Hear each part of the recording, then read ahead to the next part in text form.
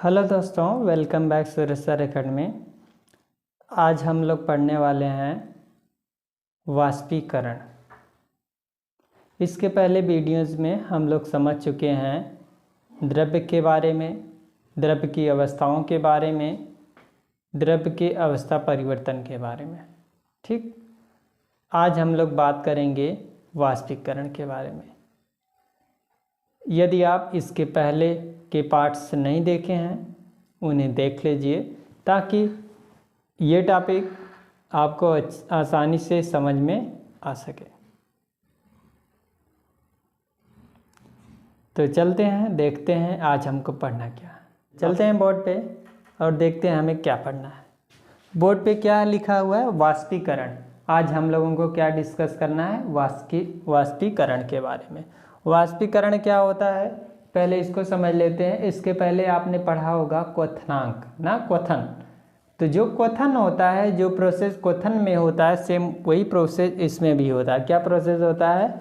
जब कोई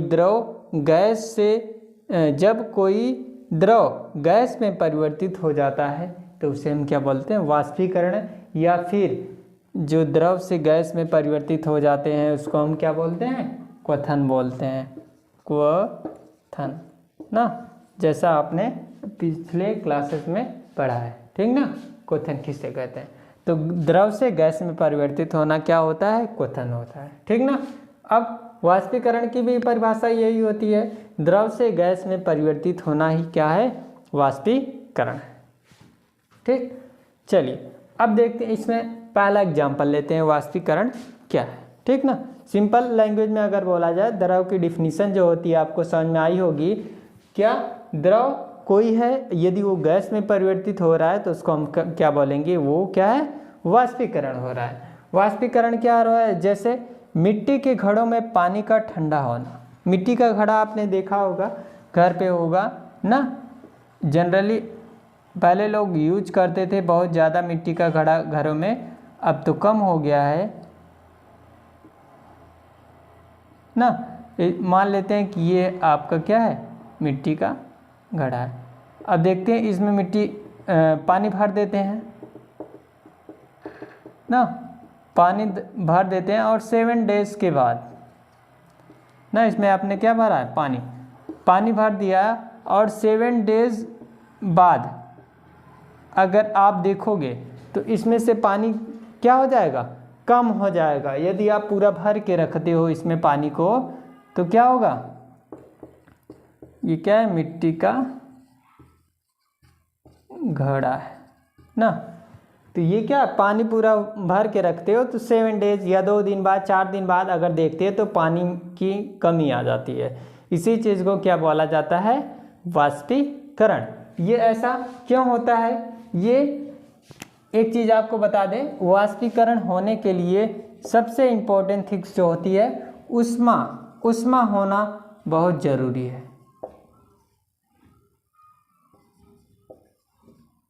उष्मा की मात्रा मतलब मेन इम्पोर्टेंट थिंग्स, उष्मा जरूरी है किसके लिए? वाष्पीकरण के लिए। अब देखो, जैसे आपने घड़ा में क्या किया? पानी भर लिया। अब पानी भरने के बाद अब देखोगे ये धीरे धीरे घड़ा क्या होगा? पानी कम होता जाएगा। ऐसा क्यों होगा? इसमें जब उष्मा मिलेगी, मतलब प्रकाश आएगा, लाइट आएगी, ये क्या करेगा? जैसे ही ऊपर आएगा लाइट्स, क्या आएगा? मतलब उष्मा ना। ऐसा गर्मियों के दिनों में ज़्यादा होता है, तो उष्मा आएगी तो ये ऊपर का पानी क्या होने लगेगा? गर्म होने लगेगा ना, गर्म होने लगेगा। और नीचे का जो पानी होगा, आपको पता होगा जो गर्म पानी होता है ऊपर होता है और ठंडा नीचे होता है। तो ये जो होगा, नीचे वाले जो पानी होगा अपनी उष्मा ऊपर देंगे, तो ऊपर उष्मा जब ज़्यादा हो जाएगी तो ज़्यादा उष्मा होने के कारण वो उष्मा क्या होने लगती है? ये जो जल होने लगता है, ये जो द्रव रहता है, ये किस में परिवर्तित हो जाता है? गैस में बदलने लगता है। किस में बदलने लगता है? गैस में बदलने लगता है। इस कारण से यहाँ पे जो टेम्परेचर बढ़ता है, इस टेम्परेचर के कारण ये द्रव गैस में परिवर्तित हो जाता है। यही क्या है? वाष्पीकरण है, ठीक ना। क्या वाष्पीकरण है, बात समझ में आई। ऊष्मा के कारण जो द्रव वाष्प में परिवर्तित हो जाता है या गैस में परिवर्तित हो जाता है, उसी को क्या बोला जाता है, वाष्पीकरण। दूसरा है बुखार में सिर पर गीली पट्टी का रखना ना। अब बुखार जैसे होता है तो बुखार में लोग क्या करते हैं, जो मरीज होता है मरीज के सर पे गीली पट्टी मतलब किसी कपड़े को भिगो कर रख दिया जाता है सर पे, ताकि वो बुखार कुछ समय के लिए उतर सके। ऐसा क्यों होता है, जैसे मरीज के अंदर जो टेम्परेचर होता है बुखार के कारण ज़्यादा हो जाता है, मतलब क्या, उसका तापमान ज़्यादा हो जाता है। तापमान ज़्यादा होने के कारण क्या करता है, जब सभी लोग उस पर गीली पट्टी को रख देते हैं, तो गीली पट्टी रखने के बाद क्या होता है, वहाँ पे जैसे गीली पट्टी रखते हैं तो बुखार के कारण गीली पट्टी जो होती है मनुष्य के अंदर की जो क्या होती है, ऊष्मा होती है, मतलब टेम्परेचर होता है ऊष्मा, उसको क्या करती है, गीली पट्टी सोख लेती है, ऊष्मा को सोखती है। सोखने के पश्चात जो गीली पट्टी होती है जब सोख लेती है, सोखने के पश्चात वो क्या हो जाती है, गैस में परिवर्तित हो जाती है, वाष्प में परिवर्तित हो जाती है। और जैसे ही वाष्प में परिवर्तित हो जाती है तो जो आदमी होता है उसका टेम्परेचर कम होने लगता है, मतलब बुखार कम होने लगता है, और जो पट्टी होती है बहुत जल्दी सूख जाती है। आपको पता होगा यदि सामान्य मनुष्य को ले लें, उसके ऊपर पट्टी रखें तो जो पट्टी जल्दी नहीं सूखेगी, लेकिन किसी के ऊपर बुखार है उसके ऊपर पट्टी रखते हैं तो बहुत जल्दी सूख जाता है। तो उसका यही रीज़न है, क्या, वाष्पीकरण। जो पानी होता है वो क्या हो जाता है, वाष्प बन जाता है, वाष्प में उड़ जाता है। इस कारण से क्या होता है, पट्टी जल्दी सूख जाती है। इसीलिए बुखार में सभी लोग सिर पर पट्टी रखते हैं, ठीक ना। पट्टी रखने से बुखार मतलब बॉडी का जो टेम्परेचर है पट्टी सोखती है, सोखने के पश्चात वो वाष्प में परिवर्तित हो जाता है और मनुष्य को आराम मिलता है। तीसरी बात है तालाबों के पानी का ठंडा होना, ठीक ना। आपने देखा होगा गांव में आपके तालाब होगा सभी लोगों के घर में या बाहर ना। तालाब में क्या होता है,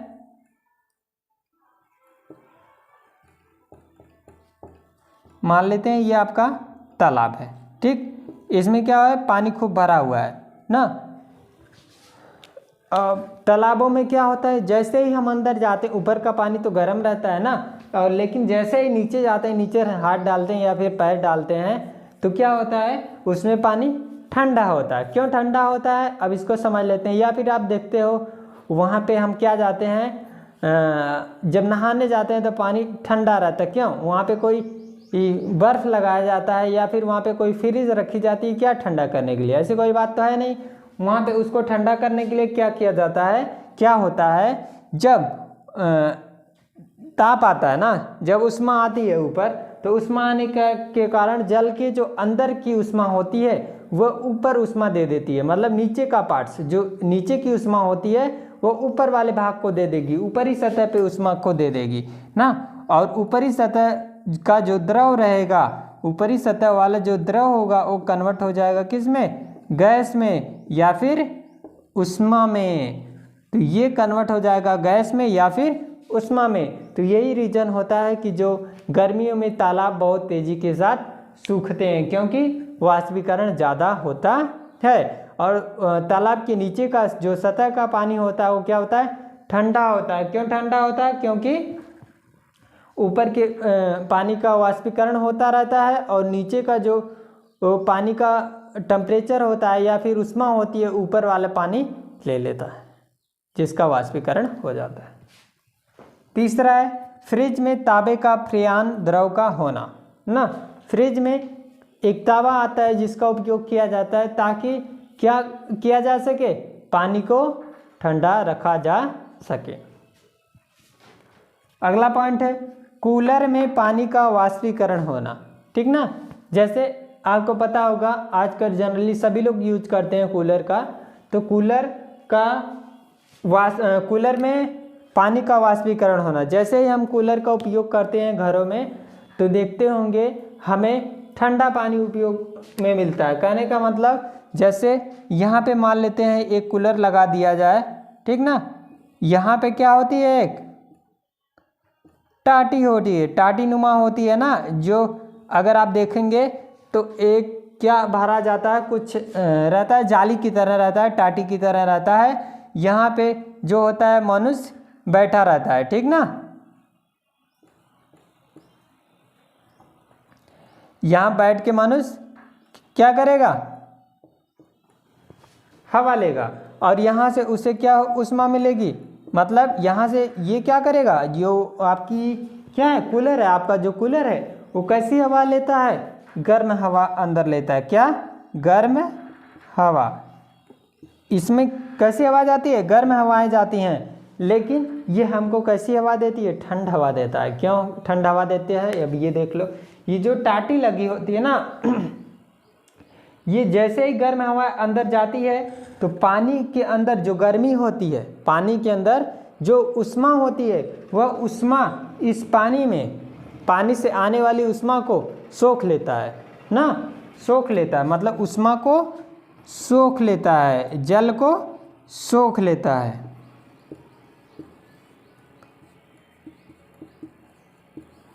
जैसे ही सोख लेता है, सोखने के पश्चात ये पानी उष्मा में परिवर्तित हो जाता है, मतलब वाष्प बन जाता है, वाष्प बनने के बाद गैस में परिवर्तित हो जाता है और वहाँ से उड़ने लगता है, तो जल वाष्प में परिवर्तित हो जाता है और ठंडा हवा हम लोगों को प्राप्त होता है।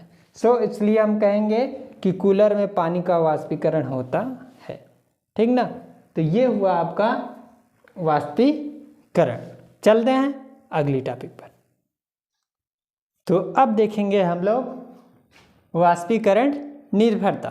वाष्पीकरण निर्भरता क्या होती है, मतलब वाष्पीकरण किन किन बातों पे डिपेंड करता है, निर्भर रहता है।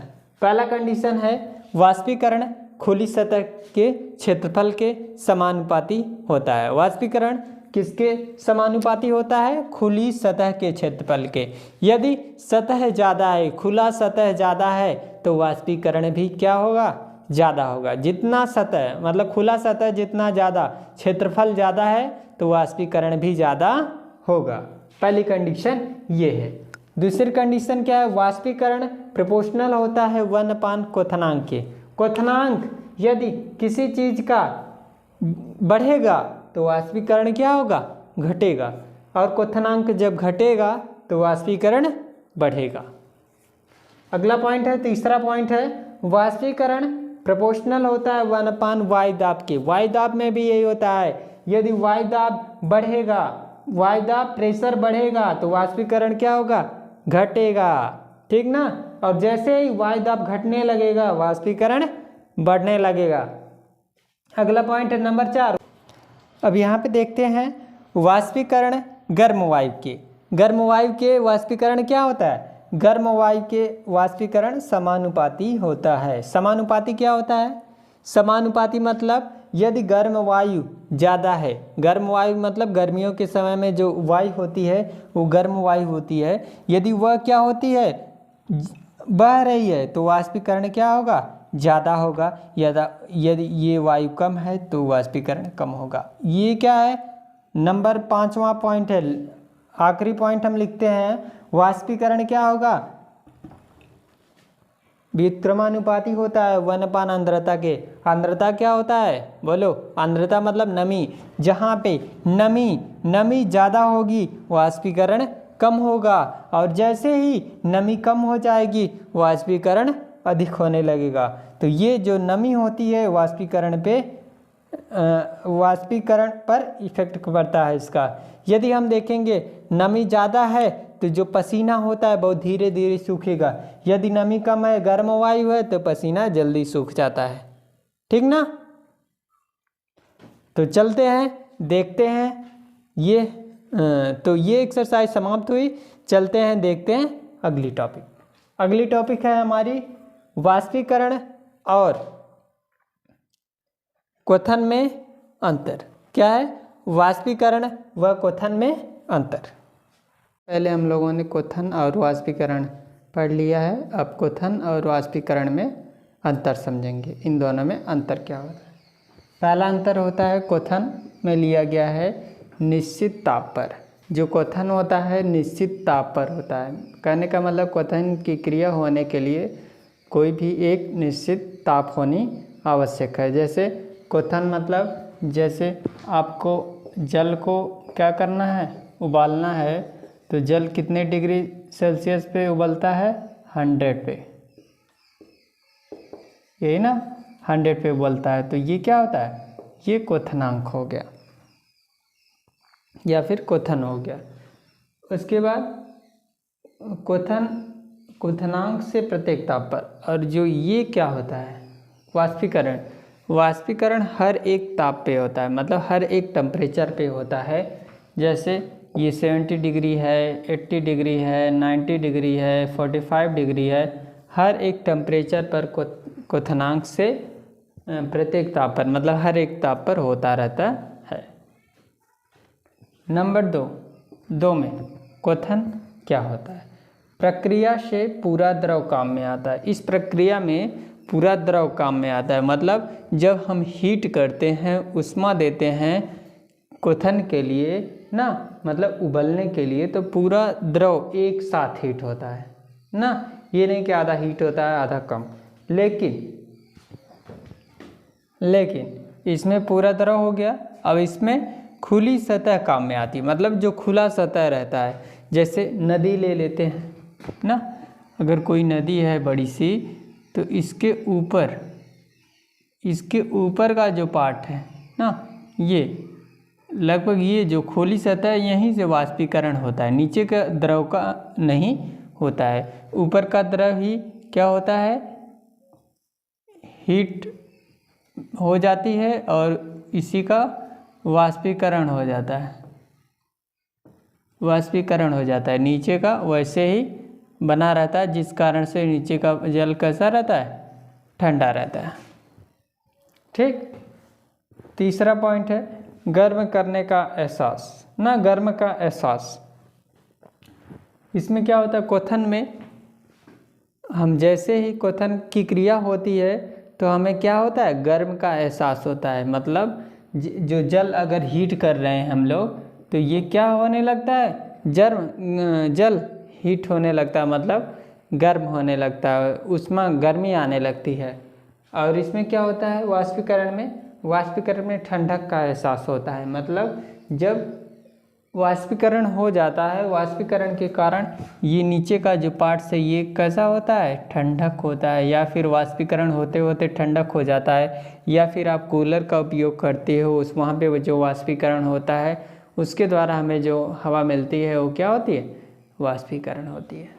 ठीक। उसका नंबर 4 प्रक्रिया है तीव्र प्रक्रिया होती है ना। और ये जो होती है क्वथन जो होता है ये तीव्र प्रक्रिया होती है, मतलब तेज़ी के साथ होती है ना। मतलब इतना इसकी जो होने की क्रिया है क्या है, तीव्र है, तेज़ी के साथ होती है। और ये प्रक्रिया क्या होती है, मंद होती है। मंद मतलब धीरे धीरे होती है। तो ये हुआ इन दोनों के बीच में अंतर, क्वथन और क्वथनांक में अंतर। इसी के साथ ये पार्ट समाप्त हुआ। इसके हर एक पार्ट्स का लिंक डिस्क्रिप्शन बॉक्स में मिल जाएगा, वहाँ पे जाके आप देख सकते हैं। यदि आप इस चैनल पे नए हैं तो प्लीज़ सब्सक्राइब करें और सपोर्ट करें। मिलते हैं अगले वीडियो में। Thank you for watching.